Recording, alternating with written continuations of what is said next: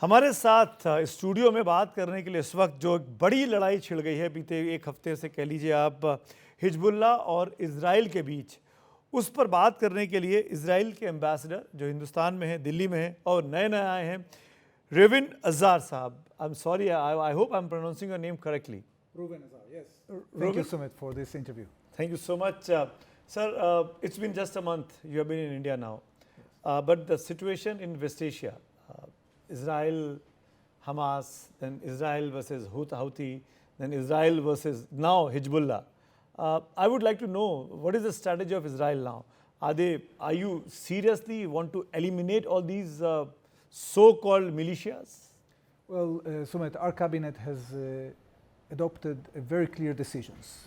When it comes to Hamas, we want to degrade the military capabilities of Hamas and bring back our hostages and make sure that this terrorist organization will never be able to conduct an attack like the 7th of October again. And that's why we are continuing our operations. We have managed to destroy the missile factories of Hamas. They are no longer posing a threat on Israel when it comes to missiles and rockets. We have killed more than 15,000 terrorists, and we are going to continue our operation until we verify that this will be no longer a threat and will bring our hostages back home. Regarding the north, as you probably know, on the 8th of October, we were attacked in an unprovoked way by Hezbollah. And we want to make sure is that the UN Security Council Resolution 1701 that actually makes clear that Hezbollah cannot be in our border, that will be implemented. And we tried actually to get into a diplomatic solution with the help of our American friends. But unfortunately, Hezbollah has refused. And therefore, we have launched now an attack after they have fired at Israel more than 8,000 missiles and rockets, after more than 900 anti-tank missiles, after more than hundreds of drones that have been shooting against Israel in a completely unprovoked way. We decided to take action. And we are going to make sure that Hezbollah gets the message that it cannot continue attacking Israel, and it will have to implement the UN Security Council resolution. Well, Mr. Ambassador, sorry to intervene here. It's been almost a year now, 11 and a half months, since your hostages are in captivity of Hamas. Why the Israeli forces are not being successful till now to get them released? What is the issue? Well, the bottom line is that Hamas doesn't really want to negotiate. What they want to do, because we have a very clear path of negotiation, and even the spokesperson of the White House, Mr. John Kirby, has said clearly that Hamas doesn't want to negotiate a deal. Okay? What they want to have is a situation in which they can rearm and regroup and stay in the Gaza Strip in order to be able to attack Israel again in the future.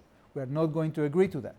And we have to be persistent. We have to be patient. I have read in some media until reports that almost reach our goal. 80 to 85% of the area of Gaza Patti is almost demolished now. Is it true? Well, I'm not sure regarding these numbers. What I can tell you is that we have created a situation in which humanitarian areas have been designated so that people can evacuate from the places in which the terrorists were acting, and they are now in places in which they can get humanitarian assistance. Where are these hostages could be in that area? Well, unfortunately, it seems that we have managed to release 150 out of the 250 hostages. We are still remaining with about 100. Unfortunately, as our Prime Minister has reported, about half of them have died, either on the 7th of October or shortly after. And they are underground. We have managed to dismantle many kilometers of tunnels of Hamas, but still there are tunnels there. And the dilemma is that if we attack those tunnels, we might cause the death of the hostages. And therefore, we have to be very cautious about it. For the Indian viewers, those who don't know the topography of that region, where have been the Israel and the Palestine area, could you please try to explain what is the topography? How come a small place like Gaza, and it's been just in 100 almost 90 to 100 hostages, and it's been a year now. You have not been successful in getting them released. Well, first of all, there were many situations in the past in which hostages were held for many years. If you remember, the American hostages that were taken following the Iran theocratic revolution were held there a very long period of time. So these situations are not easy, especially when you're talking about a very narrow area that is very, very densely populated. Okay, so that is not simple to do, and this is not an operation that takes a short time, and we have to be persistent to the extent that we will put pressure on Hamas that so they release the hostages either by negotiation or through military operations. But almost more than 40,000 people has been killed in a year's time now. Most of them are the innocent Palestinians also. Don't you feel that it's a big issue also? Well, first of all, every loss of life is very tragic, Sumit, and we don't like to be in a situation not only that innocents are killed, but also we did whatever we could in order to avoid entering the Gaza Strip, despite many attacks throughout the years by Hamas. And not only that, people have to know that Israel has done a lot of effort to take innocent Palestinians out of harm's way. But when you have a situation in which you have a terrorist organization that is using civilians as human shields, when it is breaking any rule in the book, abusing humanitarian installations like hospitals and schools to embed terrorists inside them, then the price is dear. Now, these numbers that have been released are not necessarily accurate numbers. We have killed ourselves, we know, more than 15,000 terrorists. And many of these casualties that people are talking about are casualties that either died because of misfire of Hamas and Palestinian Islamic Jihad rockets, and also as a result of the fact that they forced people to stay in dangerous places. And we are acting, we acted then in the Gaza Strip, and we are acting now in Lebanon to call people to evacuate areas in which there are terrorists, in which there are weapons. It's very important to us. When you look at the ratio of collateral damage, of people that have been killed, and you compare it to other urban warfare situations, you will see, according to military experts, that the ratio between combatants and non-combatants is actually pretty low compared, for example, to the battle in Mosul against ISIS, in which the ratio was 1 to 8. So actually, Israel is doing a lot of effort, and many armies, Sumit, are actually learning from Israel how to use tactics to bring down number of innocent casualties. That's your side of the story. I totally respect that. But you are accepting there is collateral damage is happening. Well, in any war, Sumit, unfortunately, there is collateral damage, and especially in wars in which you are dealing with terrorists that are using civilians as human shields. And one more issue I will come to Hezbollah. There's a story last week that Israel used pager bombs. They used walkie-talkie bombs. Is it so?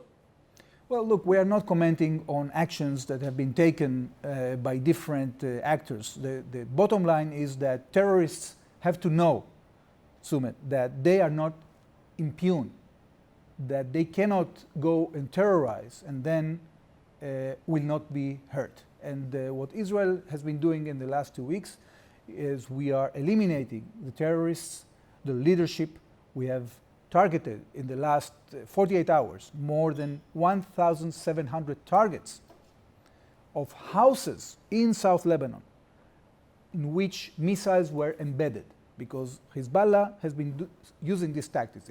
Instead of using military bases, they are putting missiles inside private homes of people.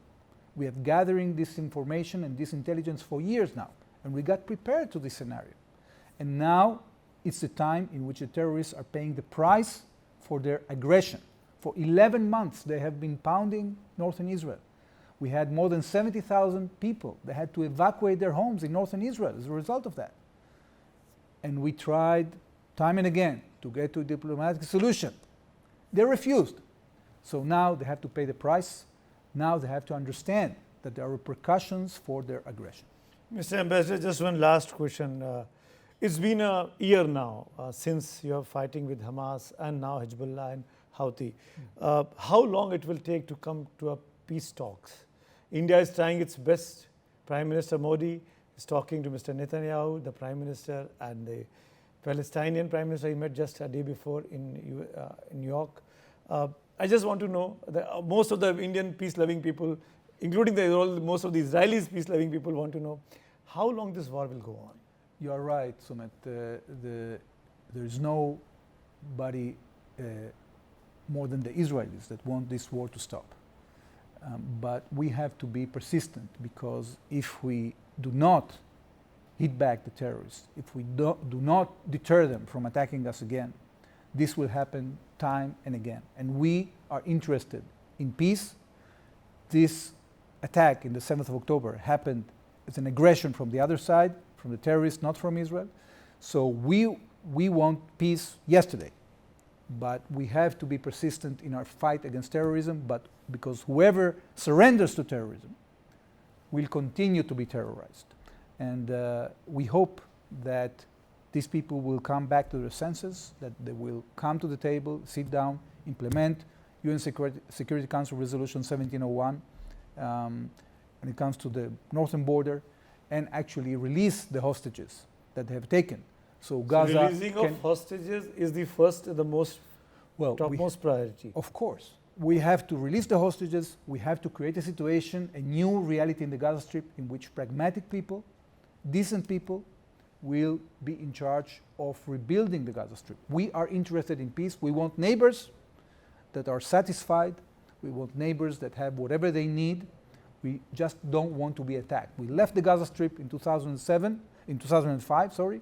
In 2007, Hamas took over, and since then, we are being attacked. Just one last thing, because you have to go to the English studio. Yeah. Do you believe that two-state theory is the solution of the problem? Well, if we successfully eliminate the terrorists and we get rid of the radicals, then everything is possible, Sumit. But we have to be realistic. We cannot implement a vision without practical steps on the ground. Thank you, Mr. Ambassador, for the candid conversation you had with NDTV India. Thank you so much. Thank you. हमारे NDTV India के जो हिंदी के दर्शक हैं, the Indian people who namaste to them, उनको भी इस बातचीत में मज़ा आया होगा. शुक्रिया हमसे बात करने के. Thank you so much. शुक्रिया. ये रेविन अज़ार साहब थे, जो कि एम्बेसडर हैं भारत में इज़राइल के, और उनके साथ खास बातचीत की.